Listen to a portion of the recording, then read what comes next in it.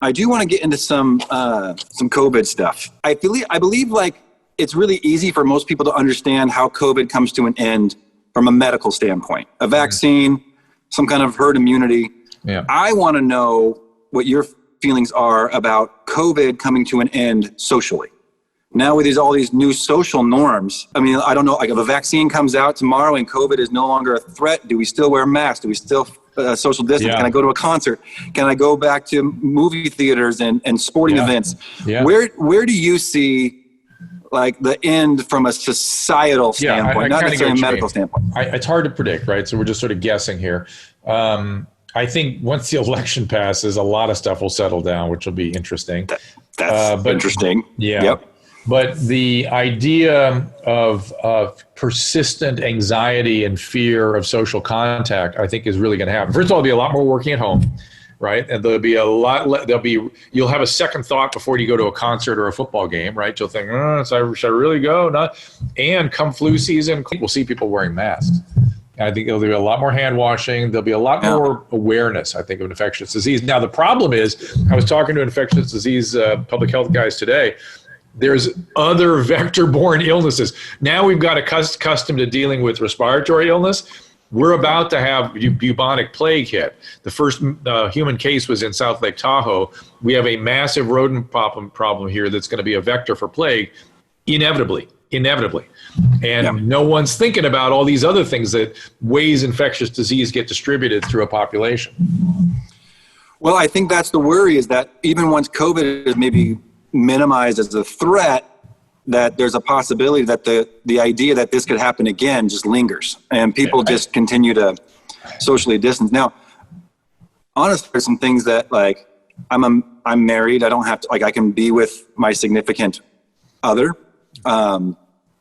during all this, but I wonder about like the single person, right? Yeah. Who doesn't have any contact with anybody. Yeah. No, I do too. Again, I don't know. It's hard to predict how it's going to play out. I mean, it's inevitable that there are changes, but exactly what those changes are, I'm really not sure. Young people, you know how young people are, they feel cavalier and invincible. So I don't think it's going to change their behavior that much. I think everyone else is going to have a second thought in their head before they get in close contact with people, certainly in large groups.